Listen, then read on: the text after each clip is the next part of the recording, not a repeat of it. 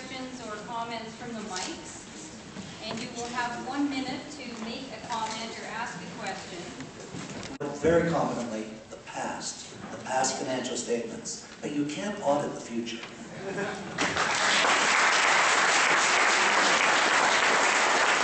My name is Scotton. I'm a councillor from Bay Ward in the West End. I live at Britannia. I'm running for mayor. I want to let you know that this is an election issue. And just quite simply, why is it an election issue? Just beyond you folks here. Because the next council is going to have to deal with any implementation of this project, whether it's traffic, transportation, whether it's zoning, whether it's financing.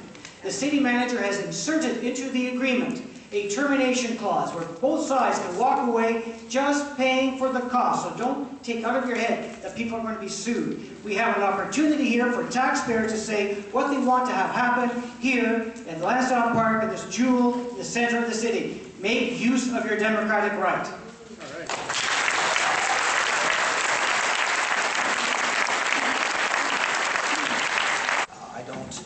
Mike Tiger and I have those numbers. We will put it up on the website. I don't have it on my fingertips. I agree with everything you just said, but keep in mind it's not just Lansdowne, it's everything on top, and they've got to prioritize. Right. I heard a figure of $400 to $500 per household. Does that make any reasonable sense to you? I'm not sure if you were referring on an annual basis or on for the upstart, not the 30-year business. Not that. Is Michael here? Yes. Does that number? Yeah. So we can estimate $400 to $500 just to pay out, just to get the project as designed by Mr. Osei, right? And just one excellent point, but there's not just the stadium. There's a whole bunch of ancillary costs. You know, moving the X out, creating a new trade center. It just goes a parking garage, and it just goes on and proliferates.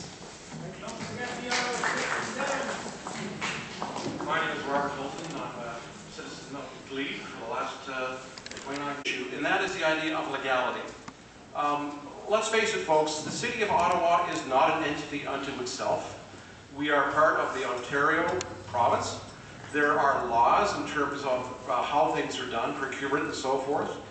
This process is fundamentally flawed as a sole source activity to use public land. Where is the province of Ontario? Where is the Minister of Municipal Affairs to pronounce on the illegality of this, number one, and number two, the flaws in the P3 thing, because the province is also supposed to be promoting good P3s. Thank you.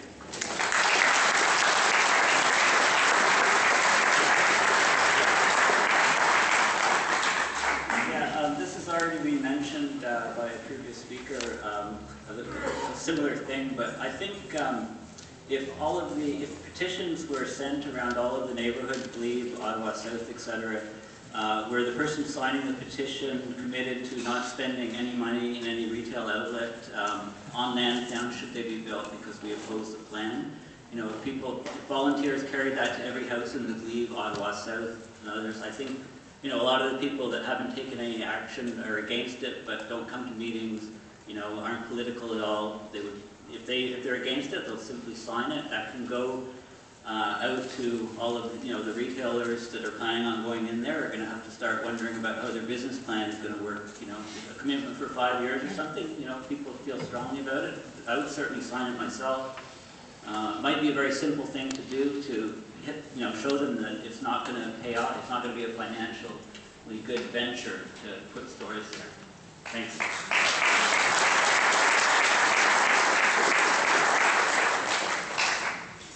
Well, you've heard a lot about Lansdowne, and you've heard a lot of very, I think, insightful comments, and you've probably learned a lot, as I have this evening, from people who've been looking at this for a long, long time.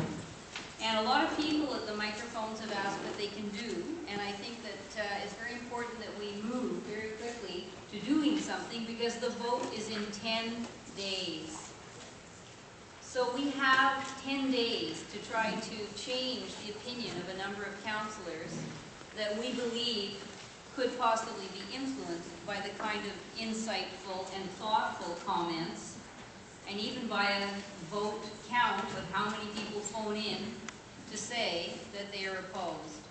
And the reason we can say that is as clear as that we know it's a bad financial deal. It's as clear as it's offensive to heritage in Ottawa. It's as clear as perhaps there are some transportation concerns that we're not satisfied with. It's very clear, and what we can do, what I'm suggesting that we can do, are 3 clear steps. First of all, you can see beneath you, there's a call to action. Now, if you didn't feel like writing those down, those names down, at Let's Get It Right, there's a way, there's a conduit, that anything you write will go to all of the city councillors. So that's an easy way that your views can be made known to city councillors. Because what we're doing is, we sought legal advice. Friends of Lansdowne has retained a lawyer, and I was speaking to him today, and there's about 4 areas that are highly problematic in terms of what the city's presenting. There are strong reasons to suggest that they're not following their own rules and they're not following other rules. Now, I could go on and give you some detail, but I'm not here as a lawyer. I'm here as a spokesman for Friends of Lansdowne, suggesting that there is a way forward in terms of suggesting that it's worth your money. And if you want more details, okay, I can either come and tell you in person when we have more time, or I could introduce you to the lawyer. But we do need to raise money. I think it's important to mention that the people involved in this aren't going to be making millions of dollars, potentially, but tens of millions. So they have deep pockets. And my understanding from Mr. Tiger's suggestion is that it's entirely possible that this is going to cost everybody in Ottawa, every household, about $500, roughly. Okay? Per year. So now there's something else that we could do, and it's interesting that the city hasn't asked for our comments on what has been presented to the city at this point. They haven't asked, they haven't had a public forum, they haven't had this time. So Friends of Lansdowne has organized this at considerable expense, thanks to other community associations that helped us. But we do have those comment cards, and I think one of the reasons that we're all here is that we do believe in the potential of democracy. We all believe that our voices should be heard in the decisions that impact us. And I'd ask you to please write that down, and Friends of Lansdowne is going to do everything we can to make sure that your comments are put into the process that's at City Hall. I think we have to have faith that through a number of means, and we're not really relying on stunts, we're relying on the reasonableness, on the effectiveness, on our advocacy, and we can make a difference. I'm convinced of that. We can do better for this wonderful public space. There's a danger that this will be painted as a local glebe, Ottawa South issue, and I think it's a complete Ottawa issue, and I think there needs to be more communication outside of the immediate area. And I think that was the suggestion that a number of people have made, that you get in touch with people you know outside as well as doing it yourself. But you need to engage a greater number of citizens to do that communication. Yes, thank you. It's important to note that this is not a glebe issue.